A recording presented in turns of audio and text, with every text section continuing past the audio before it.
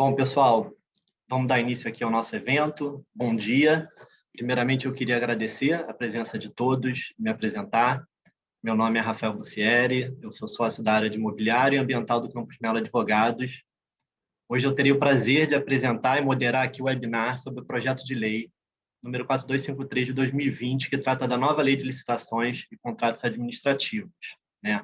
Nós vamos contar com a apresentação das áreas de Direito Público, com a sócia Carolina Caiado, Societário, com o sócio Fabiano Galo, Contencioso, com os sócios Felipe Hermani e Vinícius Pereira, Seguro, com as sócias Marcela Rio e Jaqueline Surian, e Compliance, com o sócio Ricardo.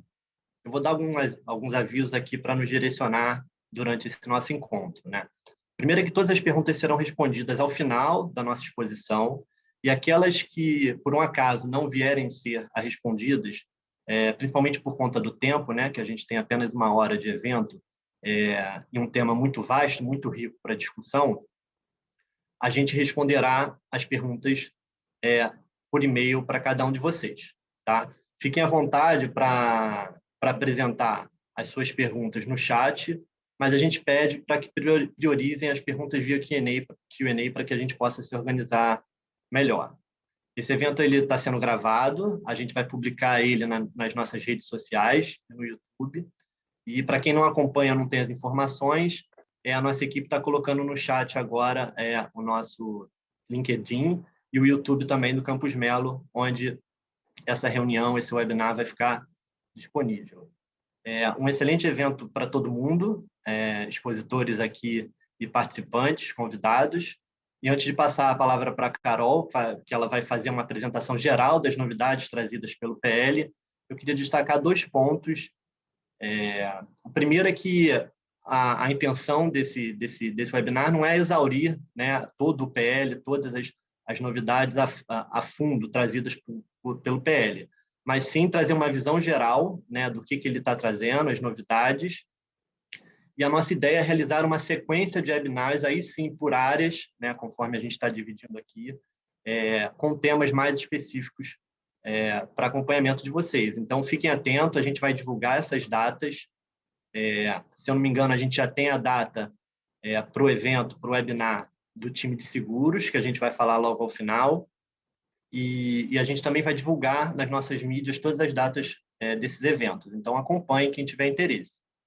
Outro ponto importante é sobre a agenda legislativa, né, do PL. A gente está tratando ainda de um projeto de lei, né?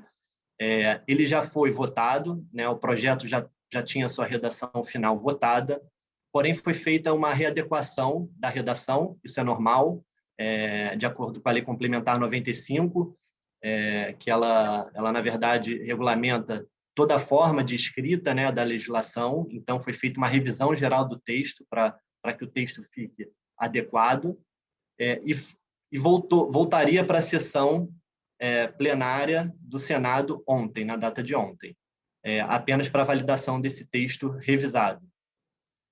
Só que o senador Fernando Bezerra pediu vista ontem, não teve essa votação, e aí a gente está acompanhando de perto essa retirada de pauta para votação do texto final. Tudo bem? Carol, se você puder continuar, agradeço. Olá, pessoal, bom dia. Então, como o Rafa colocou, a gente tem um projeto de lei, mas que a qualquer momento aí vai virar lei. Então, basicamente, depois de quase 30 anos de vigência da Lei 8666, né, da famosa Lei de Licitações e Contratos, a gente vai ter uma reformulação de tudo, né? O nosso sistema é um sistema extremamente positivado, legislado. No Brasil, a gente tem uma cultura de colocar as regras na lei e, principalmente, as regras para a administração pública, né? Isso traz conforto não só para o mercado, mas também para os agentes públicos. A gente tem aqui hoje conosco o pessoal do DR, né, que trabalha do lado de lá do balcão e conhece bem e sabe o quanto é importante a gente ter clareza da legislação. Então, basicamente, o que essa nova lei fará vai ser reunir as disposições da Lei 8666, da Lei do Pregão e do RDC. Essas 3 leis vão ser revogadas, né, se o texto passar como está. Existe aí um período de vacatio legis, que a gente chama, que é um período para adaptação dos órgãos. Então, se tudo der certo, em 2 anos, essa nova lei passará a vigorar. E basicamente, o que vai acontecer é que essa lei ela reúne as melhores práticas do que aconteceu nos últimos anos, né. Então, por exemplo, o pregão, ele se tornou a principal modalidade de licitação, né, as compras públicas hoje são muito padronizadas, os serviços também, o pregão online ele é a principal modalidade, então estamos trazendo aqui tudo que tem de bom do pregão, assim como a contratação integrada do RDC também, e toda a jurisprudência do TCU, pelo menos boa parte dela, no que se refere às questões que eram confusas e que geravam dúvida, né. Então, isso também foi incorporado no texto legislativo, é uma lei extensa, são quase 200 artigos, tá. Então, o que eu gostaria de propor aqui para vocês nessa minha fala, é fazer um voo rasante sobre quais serão as principais mudanças. Então, a primeira é essa, né? Não é que tudo vai mudar. Essa lei ela reorganiza os sistemas de compra, de licitações, reforça os pontos de dúvida, esclarece e principalmente traz a legislação para o cenário atual, né. É uma lei que vai conversar melhor com todas as outras áreas do direito, não só nas questões de direito público, direito administrativo. Então, por isso que hoje a gente está trazendo as áreas societárias, de seguro, de contencioso, compliance, criminal. É uma lei que traz uma grande preocupação de padronizar as compras públicas, de focar no planejamento. Ela vai funcionar, se isso passar, e eu vejo com muito bons olhos, como um certo código de contratações públicas, porque hoje nós temos, além da lei de licitações, temos várias outras leis de serviços públicos, como a lei de concessões, a lei de PPP, que não vão mudar, né, elas continuam em vigor, mas no que se refere às questões orçamentárias e fiscais, tem a LRF e o Decreto-Lei 4.320, que é um decreto-lei de 64, que foi recepcionado pela Constituição de 88 como lei ordinária. Então, a lei ela faz como se fosse num contrato referências cruzadas com essas outras normas e que vai facilitar muito a interpretação. Então, dando um exemplo com as questões orçamentárias, já está claro que os contratos de serviços de execução continuada poderão ser celebrados por até 5 anos. Eu não preciso mais celebrar 1 ano e depois ir prorrogando. Se eu tiver previsão orçamentária, se eu tiver previsão no plano plurianual, está tranquilo. Na lei de responsabilidade fiscal, ela tem um capítulo grande sobre as operações de crédito externo, e aí gerava muita dúvida, mas o governo quando vai contratar o banco, ou quando ele vai tomar um empréstimo de um multilateral, ele pode ou não pode usar as regras do multilateral, isso também já ficou esclarecido. Então, apesar de ser uma lei muito extensa, ela tem a vantagem de positivar pontos que ao longo dos anos, né, para quem trabalha com a lei, dos 2 lados, tanto do lado da administração pública quanto do lado do privado, traziam muita insegurança. O racional de trazer a jurisprudência, principalmente do TCU, né, que é o grande Tribunal de Contas que inspira todos os outros nos estados e os 2 municipais de São Paulo e Rio, também foi muito acertada. E aí uma questão que é bastante interessante, que coloca a lei, no cenário bem atual, ela tem nuances muito fortes do conceito de ESG, né. Ela tem uma preocupação ambiental em diversos capítulos, tem até obrigações de logística reversa, tem um foco grande em direitos humanos. Então, para vocês terem uma ideia, a paridade, de ocupação de cargos entre homens e mulheres se o texto vier a ser aprovado, é um fator de desempate, um eventual empate numa licitação. Então isso é extremamente interessante, porque mostra aí, uma atualização da legislação com foco no que é atual na sociedade também. E o Ricardo vai falar, mas no final ela tem também durante toda a lei, né, tem diversos dispositivos focados nas boas práticas de compliance e integridade, que o Ricardo vai falar mais na frente. Um outro ponto muito relevante foi a disciplina das licitações internacionais, de como as licitações devem acontecer, pode pagar em dólar, se o produto for fornecido em dólar ou o serviço for no exterior. Esse capítulo é extremamente interessante, principalmente para as empresas estrangeiras que não funcionam no Brasil.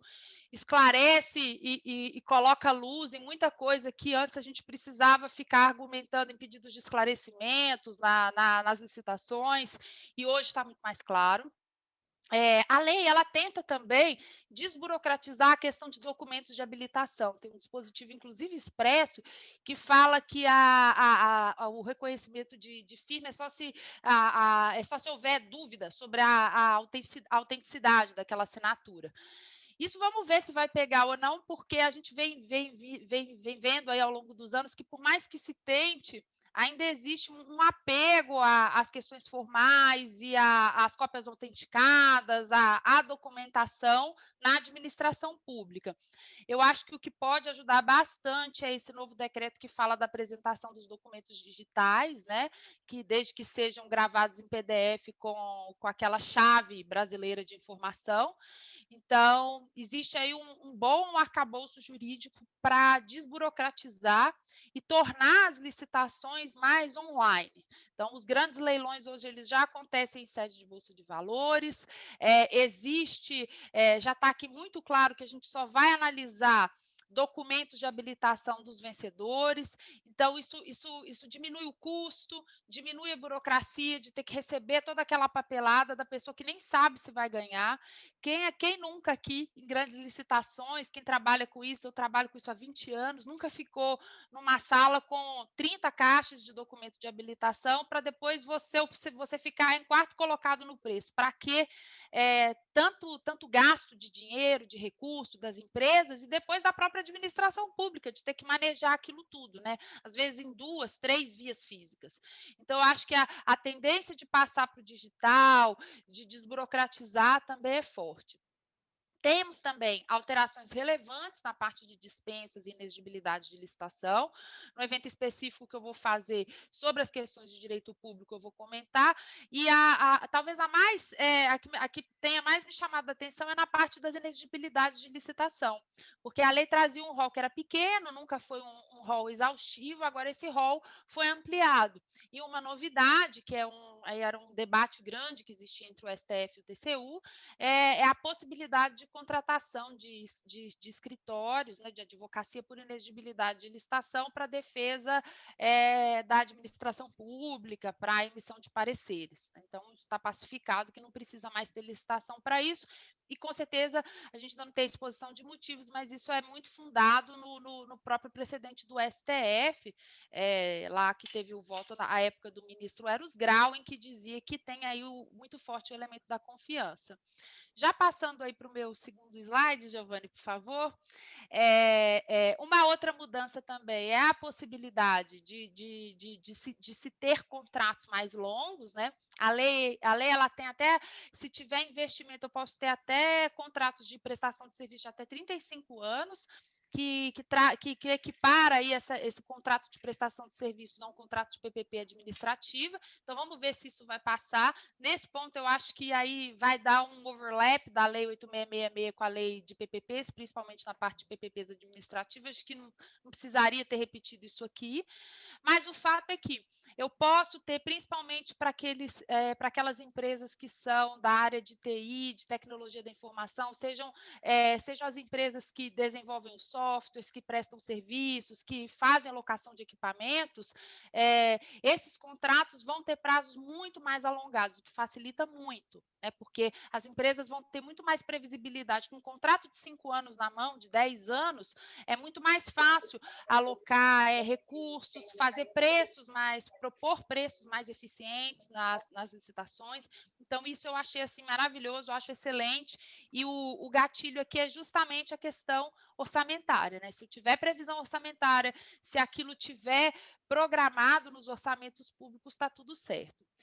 E uma outra novidade que também é muito boa é realmente colocar aqui o criar e organizar, né, como eu vejo, os procedimentos auxiliares de licitação. Tem um capítulo só para isso. Então, a lei ela disciplina detalhadamente não só o credenciamento, mas também a pré-qualificação, que é comum principalmente em obras de grande vulto, licitações para concessão de serviço público, que você acaba fazendo, o governo acaba fazendo uma licitação entre empresas pré-selecionadas, né? Isso ajuda demais. Pode parecer num primeiro momento, eu vou estar aqui restringindo? Não, o serviço é complexo e eu realmente preciso fazer uma licitação entre empresas qualificadas. Isso traz economicidade, traz celeridade, porque o governo não precisa ficar lá lidando, às vezes, com o aventureiro, com a empresa que entra só para baixar o preço, que ao longo dos anos aí se mostrou, infelizmente, uma prática comum. Tem também um regramento sobre a PMI, é o procedimento de manifestação de interesse. Esse procedimento é extremamente interessante, já vem sendo usado nos contratos de concessão de serviço público, de PPP, que é uma forma em que a iniciativa privada propõe o projeto para o governo. Se o governo gostar daquilo e licitar daquela forma, depois não só quem propôs pode participar da licitação, como também ela pode ser ressarcida pelo licitante que vier a ganhar. Então, isso aqui no ambiente das compras públicas, né, lembrando que a Lei 8666, quando ela trata, assim, digamos, do mérito, né, são compras e serviços da administração. Ela não disciplina a concessão de serviço público. Então, a PMI, que era um instrumento muito usado para as concessões de serviço público, agora também vai ser usado para as compras e para os serviços da administração. E aí, puxando esse gancho, quando a lei revisa também as modalidades de licitação, ela traz uma modalidade nova, que é a do diálogo competitivo. O que é isso? Às vezes, o governo precisa comprar uma coisa tão difícil que ele não tem a capacidade interna de fazer o termo de referência, de especificar. Então, ele abre esse procedimento de conversa e vai até o mercado. Eu estou precisando de uma solução tecnológica, de um produto ou de um serviço que resolva esse problema aqui, mas eu não sei o que é. Então, aí, com as empresas especializadas, então, chega-se à conclusão de qual é a solução, qual é o serviço, e parte-se, então, para a licitação. E aí vem também, tem todo um regramento extenso sobre o sistema de registro de preço, que já é um sistema que já existia, nesse ponto é um pouco repetição do que já existia, e é criado um sistema de registro cadastral. O Ricardo também vai comentar, vai passar a existir um portal das contratações públicas. Eu realmente espero que esse seja um portal nacional, que seja obrigatório para todos os níveis da federação, né? Essa lei, ela é uma lei que tem normas gerais de contratação pública e, ao longo dos anos e com todas as dificuldades que vem acontecendo em matérias em que a competência ou ela é concorrente ou ela é privativa de municípios, principalmente no âmbito municipal, né? Como acontece, por exemplo, com as questões de improbidade administrativa e corrupção. É muito difícil implementar esses sistemas no âmbito municipal. Nós somos um país continental. O Brasil tem mais de 5.000 municípios e todos com autonomia. Então, é muito caro. Tem município que tem... eu sou de Minas Gerais, meu estado tem quase 1.000 municípios e tem municípios que são verdadeiras currutelas, tem lá 1.000 habitantes. Então, como é que você vai implantar um sistema de compras? Então, se a gente for olhar ao pé da letra, eles teriam autonomia para ter seus portais próprios, mas realmente vai ser muito interessante se esse portal vier como um portal nacional. O racional desse portal vai ser depois detalhado no decreto, o PL faz referência à regulamentação que virá depois, mas é um portal que vai dar publicidade às compras, então seria assim genial e extraordinário se todas as compras públicas de todos os entes federados ficassem concentradas nesse portal como realmente um portal nacional. Carol, Oi. um complemento, que eu acho que é importante, uma das novidades também, em relação à entrada em vigor da lei, né? Ela entra em vigor, eu acho que na data da sua publicação, eu acho que isso é importante, está lá no artigo 190, 192 e 193. E aí cabe à administração pública, né, por ser um período transitório, cabe à administração pública, por até 2 anos, optar se vai aplicar a Lei 8666 ou se vai aplicar, né, a Lei que resultar da aprovação desse PL, devendo constar, né, tanto no edital de licitação como também nos contratos, qual foi a opção e por qual lei está regrada aquela contratação. E aí, passando aqui um pouquinho para a parte societária, né, do Fabiano Galo, o PL traz também algumas novidades, alguns pontos um pouco espinhosos, desconsideração da personalidade jurídica. Fabiano, o que você pode trazer aí para a gente de novidade? Rafa, bom, obrigado. Primeiro, bom dia a todos. É um prazer aqui estar com vocês para falar um pouco aqui desses aspectos societários da futura nova lei. E é verdade, Rafa, a gente, como vocês mencionaram, não dá para a gente ser exaustivo, né? O tema é bastante, a lei é muito extensa, né? Então, no final, a gente acaba tendo que selecionar alguns pontos, né? E aqui na parte mais societária, a gente vai ficar mais focado na questão da desconsideração, que você já mencionou, mas antes disso eu queria só pontuar duas inovações que são relevantes. Eu acho, inclusive, seja a primeira delas, né?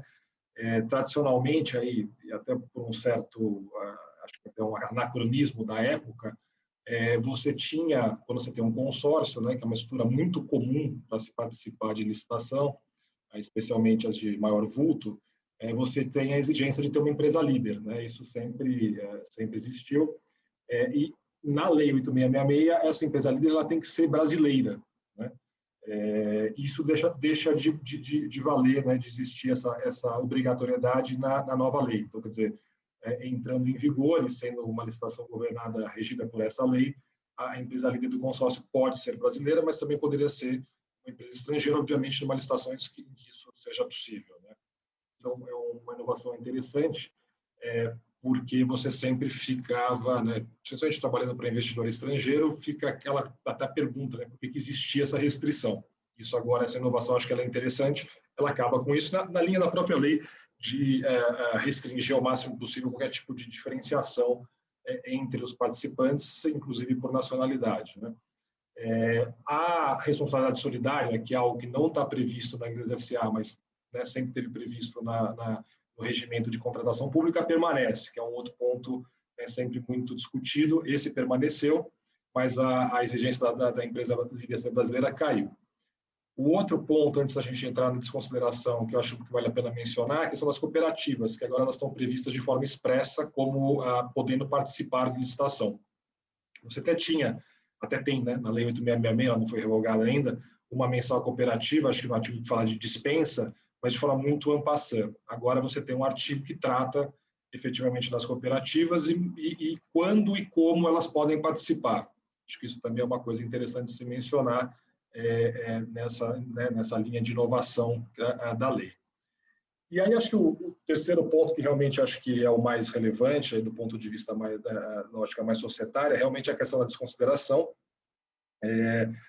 Na verdade, você já tinha, e aí acho que como a Carol mencionou, essa lei, ela tem, sem dúvida ela inova, ela tenta, de alguma forma, ser mais flexível e criar mecanismos mais alinhados à própria, né, o mercado hoje, questões digitais e de inovação, mas em essência ela é quase que uma consolidação e uma melhora das três leis anteriores, né, a própria 8666, a lei do pregão e a lei RDC, e também, e aí sim, de decisões relevantes do TCU, né, e você já tinha, na verdade, decisões de desconsideração da personalidade jurídica adotadas, mas com dúvidas, inclusive, sobre a própria legalidade, que ela não estava prevista expressamente. Então, acho que trazer para o diploma a possibilidade da desconsideração é interessante no sentido de dar uma estabilidade regulatória ao tema, quer dizer, é possível isso acontecer no âmbito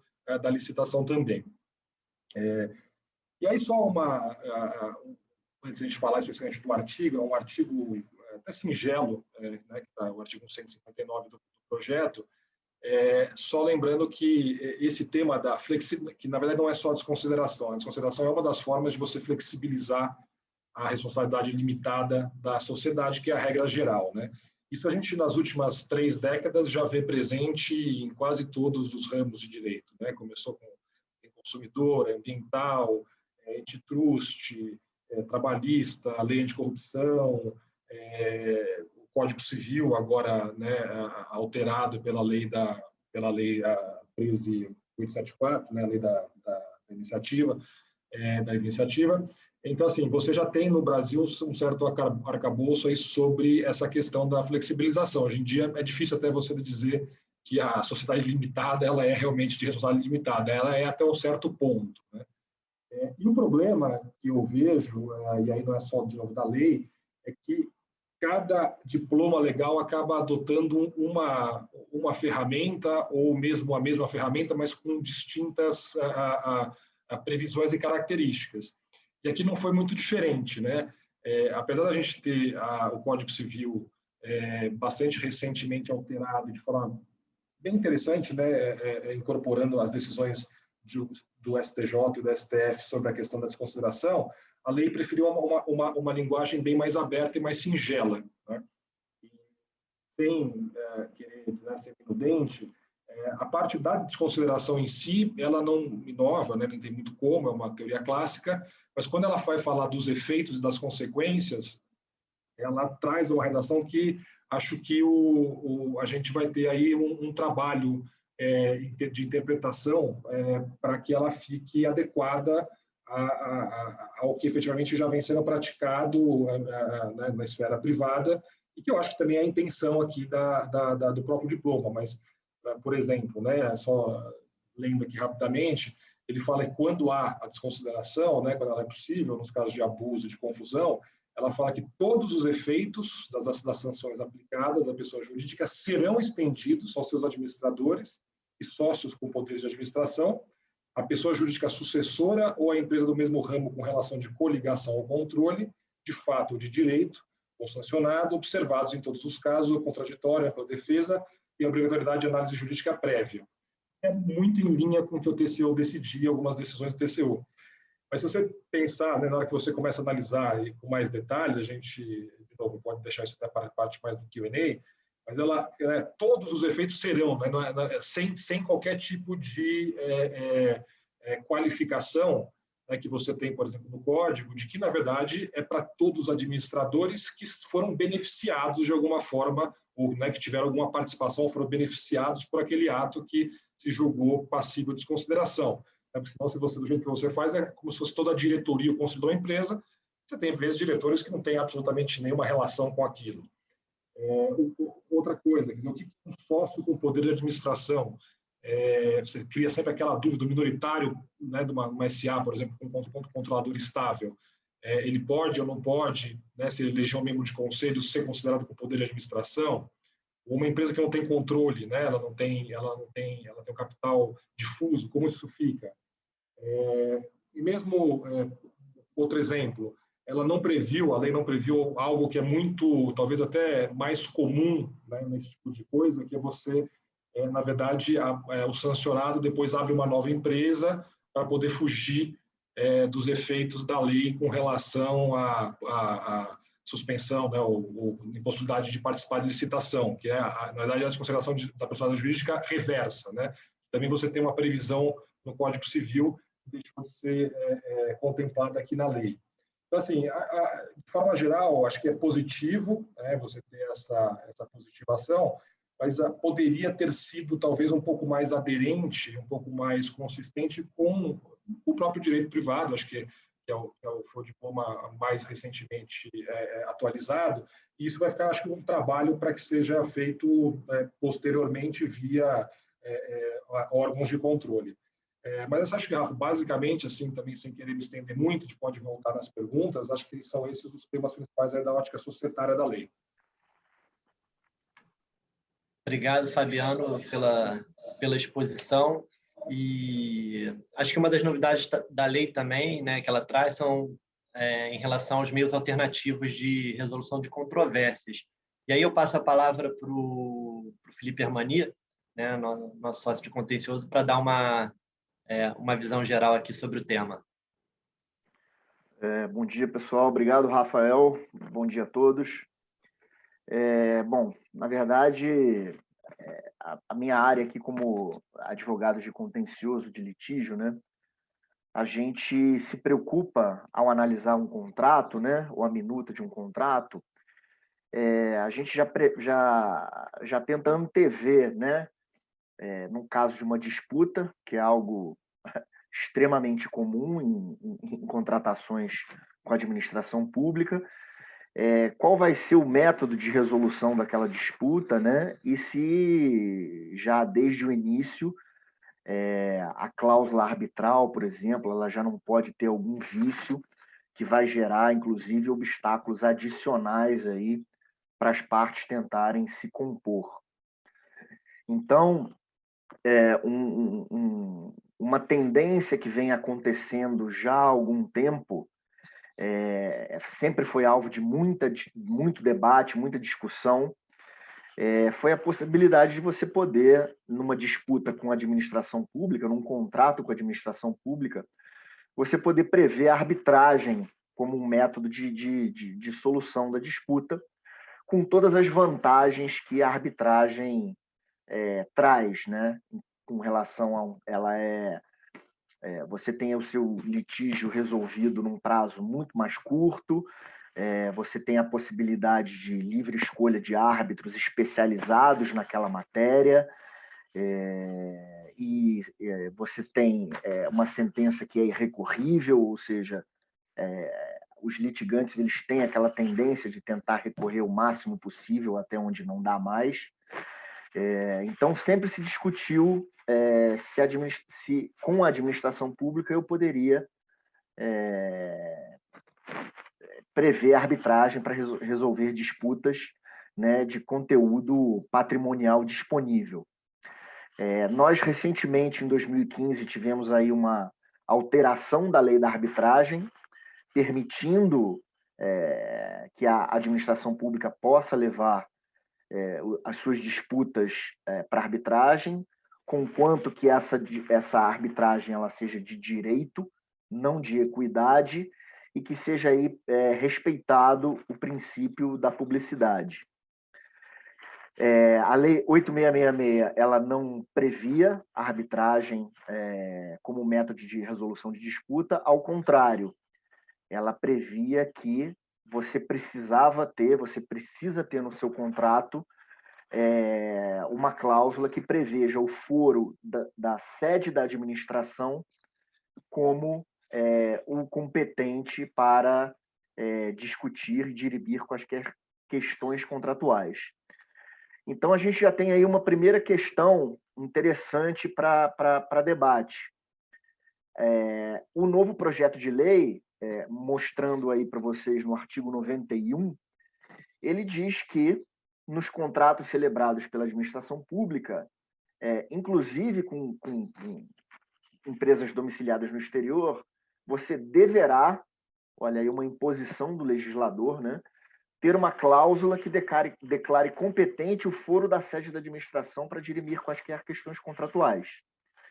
Ele faz algumas ressalvas que a lei entende que em algumas licitações que elas teriam um caráter internacional, como nesse primeiro exemplo, em que você vai adquirir bens ou serviços, mas o pagamento vai ser feito com produto de financiamento concedido por um organismo internacional. O próximo slide, por favor. Se você for contratar com uma empresa estrangeira a compra de equipamentos que vão ser entregues no exterior. E o próximo slide, aquisição de bens ou serviços por uma unidade administrativa com sede no exterior. Esses três exemplos, eles não são suficientes para descaracterizarem todo tipo de compra de serviço ou de produto que o governo pode vir a fazer no exterior. Nós temos um caso concreto em que estamos negociando com o governo a venda de um produto muito relevante aí para esse nosso período aí de pandemia, mas seria uma venda de um produto entregue no Brasil, ou seja, não estaria coberto por essas exceções da lei. Então, em princípio, esse contrato, essa venda, ela precisaria ter uma previsão de que o foro da sede da administração seria o competente para resolver as disputas. O próximo slide, por favor. Mas o que acontece? Esse novo projeto de lei ele também permitiu em que a administração pública, nas compras previstas, nos contratos previstos nesse projeto de lei, que haja a arbitragem para a solução das disputas. E a lei ela diz que as partes elas poderão prever outras modalidades de resolução de controvérsia. Então, a gente tem uma aparente contradição. Por um lado, eu tenho um dever imposto pelo legislador de que eu tenho uma cláusula de foro para resolver as disputas, e, por outro lado, eu posso prever outras modalidades de resolução de disputas. Não faz muito sentido você permitir meios alternativos de solução de disputas se você precisa prever no contrato a obrigatoriedade de um foro nacional para resolver as questões.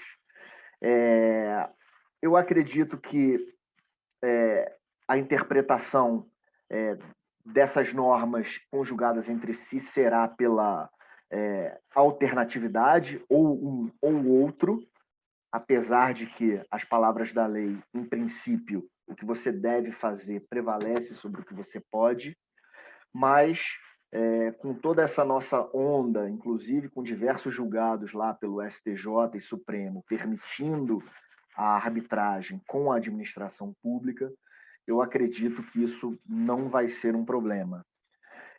Isso já chegou a ser um problema quando as partes resolvem escolher uma sede estrangeira para arbitragem, porque em casos antigos, inclusive tem um julgado famoso no Tribunal do Rio de Janeiro, no caso do Museu Guggenheim, que o judiciário entendeu que, por causa desse dispositivo que exige o foro da sede da administração para resolução de disputas, as partes não poderiam escolher como sede da arbitragem uma localidade estrangeira. Ou seja, com esse novo projeto de lei, ele não entra em detalhes sobre a escolha da sede ou a escolha da lei aplicável, o que é algo que deve ser de livre escolha das partes, mas acredito que a gente possa ter discussões nesse ponto. Inclusive, no caso atual em que o escritório atua, uma das partes desejava que a arbitragem fosse no exterior, mas o governo brasileiro, muito conservador, muito arredio com relação a mudanças, não aceita de jeito nenhum, inclusive alega que um foro estrangeiro ofenderia a soberania do Brasil. Eu não entendo dessa forma.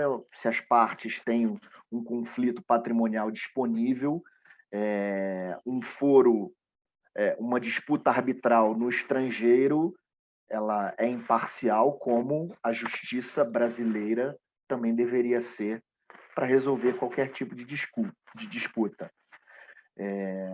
Então, isso, infelizmente, não ficou muito claro, se é possível a escolha de lei estrangeira e de sede estrangeira. Algumas leis nacionais, ao regulamentar a questão para setores específicos, por exemplo, como no setor portuário, ela deixou claro que, em hipóteses de arbitragem, nesse caso, a lei deve ser a brasileira e a sede deve ser no Brasil. Mas aí, nesse caso, o legislador optou por esta forma. No projeto que nós estamos aqui debatendo, não há nenhuma previsão. Então, numa contratação internacional, se as partes desejarem uma sede estrangeira e uma lei estrangeira, eu acredito que isso ainda vai dar dor de cabeça, isso ainda vai ser motivo para bastante debate. E, por fim, queria passar a palavra para o meu sócio Vinícius, que também, nesse aspecto da arbitragem, ele analisa não só a questão da arbitragem, como também você poder colocar outras formas de resolução de controvérsias num contrato sob a égide aí desse novo projeto de lei. Obrigado, Felipe. Bom dia a todos. Sob o ponto de vista aqui dos meios alternativos de resolução de controvérsia, eu acho legal a gente só prestar atenção nesse artigo 150, porque ele traz uma inovação muito grande, que é a possibilidade de resolução pelo que eles chamam de Comitê de Resolução de Disputas, que é bem conhecido no meio já como Dispute Board. O artigo 150 também fala de conciliação e mediação, que é uma coisa que para a administração pública não é uma grande novidade. A lei de mediação já previa a possibilidade dela ser aplicada pela administração pública. É importante que todos que vão tratar desses contratos, que vão operar esses contratos e as suas cláusulas tenham atenção em relação à conciliação e à mediação, que cada ente tem os seus limites, né, provavelmente em leis específicas. Então, é importante as partes já estarem atentas a esse tipo de limite, porque pode ser que, em uma situação, não seja recomendável a inclusão de alguma cláusula de mediação ou de conciliação, se a gente sabe que o limite é muito estreito para celebrar algum tipo de composição.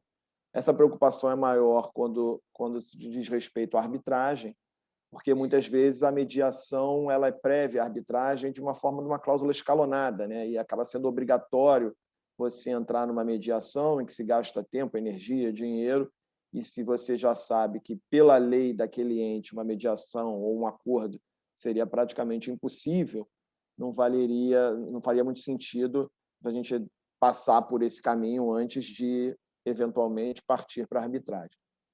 Mas a grande novidade do artigo 50, como falei, diz respeito ao Dispute Boards, que é a primeira vez que, se esse projeto de lei for aprovado, constará em uma lei federal. Em 2018, o município de São Paulo inseriu essa possibilidade de uma lei, mas, em âmbito federal, essa vai ser a primeira lei. E o que é o Dispute Board? Para quem ainda não está familiarizado com o Instituto, ele é muito utilizado em questões, em contratos de infraestrutura e construção. E, basicamente, segundo esse instituto, as partes escolhem, geralmente, 3 profissionais, 2 engenheiros e 1 advogado, em regra, para acompanhar todo o projeto, toda a construção, todo o projeto de infraestrutura, conhecer os documentos, estarem atentos, fazerem uma fiscalização, entre aspas, porque, evidentemente, nesse tipo de contrato, dada a sua complexidade, a chance de haver um litígio é enorme. Então, eles já deixam esse comitê a par de toda a situação, de andamento da obra, todos os documentos, os contratos, os aditivos, para que, na eventualidade de surgir alguma disputa, e às vezes é uma disputa menor, uma discussão pequena, não se pare a obra, não tem que se fazer uma arbitragem longa, com discussões caras e que vai tirar ali as pessoas, os técnicos das suas áreas para que se direcionem para as discussões na arbitragem. Isso tudo é feito por meio do Dispute Board e o Instituto é um sucesso. Assim, os dados mostram que 98% dos litígios são resolvidos de forma satisfatória pelo Dispute Boards. É muitíssimo mais barato e, em regra, em 90 dias, a discussão está resolvida, um tempo muito menor que o da arbitragem. O que eu acho importante para quem vai operar esse tipo de contrato agora é prestar atenção, porque o Dispute Board ele tem várias formas de ser implementado e a sua decisão, por exemplo, ela pode ser vinculante ou não vinculante.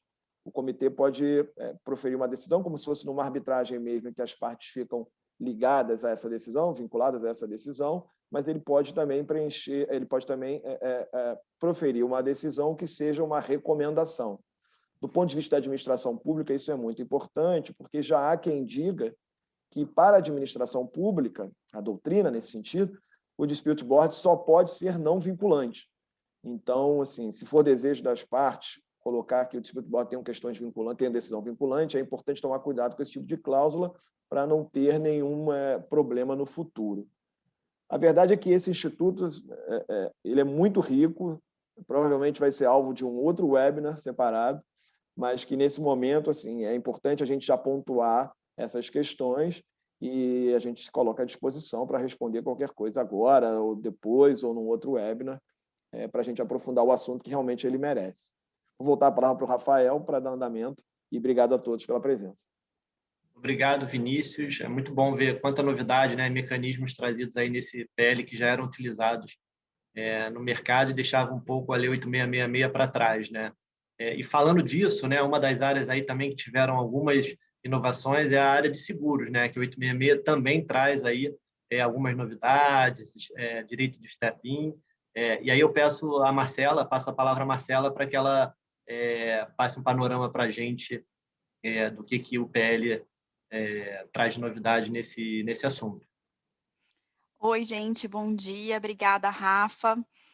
Eu e a Jaqueline, minha sócia aqui de seguros, a gente vai falar um pouquinho sobre algumas das mudanças que foram trazidas nesse projeto de lei, que a gente tem acompanhado aí já há muitos anos, né? Foram várias alterações, então a gente vê aí com bons olhos essas novidades. Então, dentro do PL, as modalidades de garantia seguem o que já estavam no 8666, né, que é a caução, fiança bancária ou seguro-garantia. E aí, para quem não é do mercado ou não trabalha no ramo, seguro-garantia, ele visa garantir o fiel cumprimento das obrigações do tomador, né, no caso, o contratado, perante o segurado, que é a administração pública. Então, a seguradora exerce esse papel. Geralmente, o seguro-garantia, ele também, a seguradora requer aí um contrato de contragarantia. Então, é uma relação contratual aí entre três partes, né? O tomador, o segurado, a seguradora, e o tomador e a seguradora aí por meio do contrato de contragarantia. Então, o que a gente viu realmente de mudanças, e que foram esses percentuais, né, do valor inicial do contrato, que são dados em garantia. Em obras, serviços e fornecimentos, a garantia de até 5% ou 10% do valor inicial do contrato, quando justificada pela complexidade técnica e riscos envolvidos. E para obras e serviços de engenharia de grande vulto, que teve aí realmente um ajuste grande comparado com o 8666, que era de 10% e agora passou a ser 30% do valor inicial do contrato. Esse foi um que acho que quem acompanhou o andamento do PL com relação especificamente a questões securitárias, foi o mais importante, porque chegaram a cogitar 100% durante um período, bem em linha com o que é praticado no mercado americano. Muita discussão se o mercado segurador brasileiro teria condições, né, de oferecer garantias desse valor. E, no fim, se chegou aí a uma porcentagem que já é bem maior do que era inicialmente na 8666, ou do que é ainda, né, afinal ela não foi revogada. Então, esse foi uma discussão interessante. E outro ponto que é uma novidade grande, que é com relação ao que a gente chama aí de step-in rights, né, que é a cláusula de retomada da seguradora, que, Jaque, com você. Bom dia, pessoal. Bom, como a Marcela falou, então a gente teve algumas alterações aqui, principalmente para obras, para serviços de engenharia de grande vulto, isso é o mais importante, porque agora a gente tem aí 30%, né, até 30% do valor inicial do contrato como uma garantia. E para esse tipo de contrato com a administração pública, pode ser exigido o seguro-garantia. Então, a lei ela deixa uma brecha aqui, como se fosse para o os contratos de serviços de engenharia, o contrato pudesse prever que só será aceito esse tipo de garantia. Eu acho que isso ainda a gente precisa balizar para ver se realmente vai ser dessa forma. Mas do jeito que está lá, sim, você pode ter essa previsão que pode ser exigida o seguro-garantia, e esse seguro-garantia pode ter a previsão do que a gente chama de step-in. E o que é o step-in? É quando a seguradora ela assume a execução do contrato, e aí ela conclui o objeto do contrato. Isso é delicado, porque hoje, se você for pensar que a seguradora ela está ali só garantindo, né, aquele contrato e, eventualmente, pagando uma indenização quando você tem o inadimplemento do tomador, né, o contratado pela administração pública, você pode ter aqui, então, uma exigência do step-in por meio do contrato com a administração pública. E aí, quando você tem essa exigência do contrato para ter o step-in, a seguradora, ela tem que, inclusive, participar como interveniente anuente nesse contrato, e ela pode, né, deve ter acesso às instalações onde está sendo executado, né, o contrato principal. Ela tem que acompanhar a execução daquele contrato. Ela pode ter acesso à auditoria técnica contábil, pedir esclarecimento para o responsável técnico pela obra ou pelo fornecimento. Por quê? Porque pode ser que dali alguns poucos dias, algumas poucas semanas, ela tenha que assumir por conta a finalização daquela obra. Então, esse é um ponto super delicado para o mercado de seguros, principalmente, porque as seguradoras são seguradoras, elas não são empresas de engenharia. Então, a gente vê essa alteração como uma movimentação importante aqui do mercado de seguros, porque as seguradoras vão ter que assumir uma outra, né, responsabilidade aqui, eventualmente, né? Home office é assim, né? Minha cachorra quer participar do web, né? Para finalizar, então, a seguradora, ela provavelmente vai ter que assumir, né? Pode ter que assumir aqui uma responsabilidade de terminar uma obra de engenharia, sendo que a atividade dela é de garantia. E aí, como o Rafa comentou no comecinho, a gente já está fazendo um desmembramento aqui, que é uma ideia de todas as áreas, e já convido vocês para o dia 10 agora de março, a gente vai ter um webinar só para tratar desse tema do seguro com relação ao novo PL. Rafa, eu não quero me estender aqui, então, obrigada, pessoal. Maravilha, Jaque. Desculpa o spoiler, né, de falar que o evento já estava marcado, mas ótimo. Então, no dia 10 aí de março, né, a gente vai ter o evento da área de seguros, para tratar do tema de seguros no PL. E fazendo uma leitura rápida da lei, a gente vê que os programas de integridade, né, do PL, na verdade, não da lei, né, a gente já está quase que contando aí com a aprovação dessa lei, eles ganham uma nova relevância. Aí eu peço para o Ricardo dar um panorama geral aí, nesse tempinho que nos resta, sobre esse tema. Perfeito, Rafa. Obrigado e bom dia a todos. De fato, a lei dá um destaque muito grande para os programas de integridade, inclusive utiliza a mesma nomenclatura da lei anticorrupção, né? Fala de programa de integridade, não de compliance, que é a nomenclatura brasileira, e eu gostaria de ressaltar para vocês aqui as principais passagens do PL que a gente conseguiu mapear. A primeira delas, e talvez a mais importante, está prevista no artigo 25, parágrafo 4º, que determina como obrigatória a implementação de programas de integridade para empresas que forem contratadas para prestação de obras, serviços ou fornecimentos de grande vulto, né? E aí a lei considera grande vulto valores estimados em até 200 milhões de reais, né? São valores bem expressivos. A empresa que venceu o certame, ela vai ter 6 meses após a assinatura do contrato para implementar um programa de integridade. E aí a gente já começa a levantar algumas discussões aqui que são importantes. Qual que é o objetivo dessa exigência, né? A lei, ela quer, obviamente, quer prever que a administração faça bons negócios. e para isso ela exige empresas que estejam organizadas no sentido da integridade. Além disso, essa discussão sobre a exigência de programa de integridade ela já estava prevista em algumas leis estaduais e municipais. Logo após a edição do Decreto 8.420, de 2015, que regulamentou a lei anticorrupção, vários estados e municípios passaram a implementar leis exigindo a implementação de programas de integridade para as contratações feitas nas suas esferas.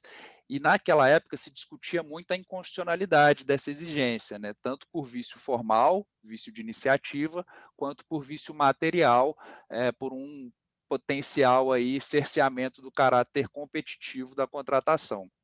Como agora esse PL prevê essa obrigatoriedade também no âmbito da União, me parece que o vício formal vai ser superado, né? Porque a União, que tem a competência para legislar sobre as contratações públicas, ela está implementando agora esse requisito também.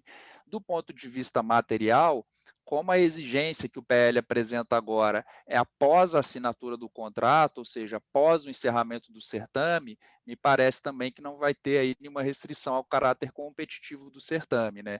Não é que se exige para a participação do certame a existência desse programa de integridade. Ela vem como um requisito posterior à assinatura do contrato.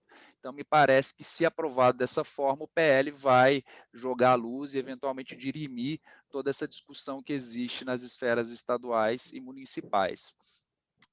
E aí a grande dúvida que vai ficar também é como esse programa de integridade vai ser avaliado, né? A lei diz que uma regulamentação futura disporá sobre as medidas a serem adotadas e a forma como as empresas precisarão comprovar a efetividade desse programa de integridade, mas a experiência dos estados e municípios mostra que mesmo depois da regulamentação ninguém sabe muito bem como fazer isso. E aí eu penso que um bom caminho a ser seguido é espelhar o que a CGU já vem fazendo na avaliação dos programas de integridade para fins da lei anticorrupção. Ou seja, a CGU exige um relatório de perfil, como a fotografia da empresa, um relatório de conformidade, mostrando que aquele programa ele é efetivo, e declarações também nesse sentido. Né? É uma forma que provavelmente ou possivelmente vai ser replicada aqui também na nova lei de licitações. Passando para o próximo ponto, a gente entra num aspecto importante, que a lei ela também prevê o programa de integridade como um critério de desempate de propostas semelhantes. Não é o primeiro critério de desempate, mas ele está lá na lista, então o programa ele ganha uma relevância muito forte também em função dessa disposição. Também a lei prevê que a existência de um programa de integridade, ela vai ser considerada na imposição de sanções administrativas. Assim como faz a lei anticorrupção, lá no artigo 7º, inciso 8º, a nova lei de licitações também vai prever a existência de um programa efetivo como mitigador de sanção. E, por fim, ela também determina a implementação de um programa de integridade como condição para a reabilitação de um licitante ou um contratado que eventualmente foi declarado inidôneo ou impedido de participar de um certame público. Né? Então, vejam que todos esses pontos da lei, o programa de integridade ele é enaltecido e é valorizado. Na sequência, eu gostaria de mostrar para vocês também que a lei, ao contrário da Lei 8.666, a nova lei de licitações, se aprovada da forma como está no PL, ela traz um capítulo específico dedicado às infrações e às sanções administrativas. Então, toda a parte punitiva da lei está muito mais bem organizada agora no PL. E, além disso, algumas sanções são majoradas. Né? Por exemplo, a declaração de inidoneidade agora ela pode se estender até 6 anos. Né? Então, as penas nesse PL elas estão um pouco mais robustas. Toda a parte criminal, que antes era incluída na 8.666, pelo PL está sendo retirada agora da lei de licitações e vai ser atualizada no Código Penal. Né? Então, tem uma previsão aí de acréscimo de 11 novos crimes no Código Penal, alguns deles com penas mais altas, penas de 4 a 8 anos de reclusão, e que, portanto, não vão viabilizar, por exemplo, os ANPPs, né, os acordos de não persecução penal. Então, a parte penal da lei também vem bem forte. Por fim, a lei também vincula ao sistema anticorrupção, da lei anticorrupção, ao determinar que a administração pública, antes de assinar contratos ou aditivos, a administração precisa consultar o SEIS e o CENEP, que são aqueles cadastros lá da lei anticorrupção. Então, vejam que o sistema vai sendo amarrado e, como a Carolina adiantou no início, ela cria também o Portal Nacional de Contratações Públicas, né, que vai ter lá todos os dados das contratações e que vai ser mais uma fonte aí para as due diligence e auditorias de compliance.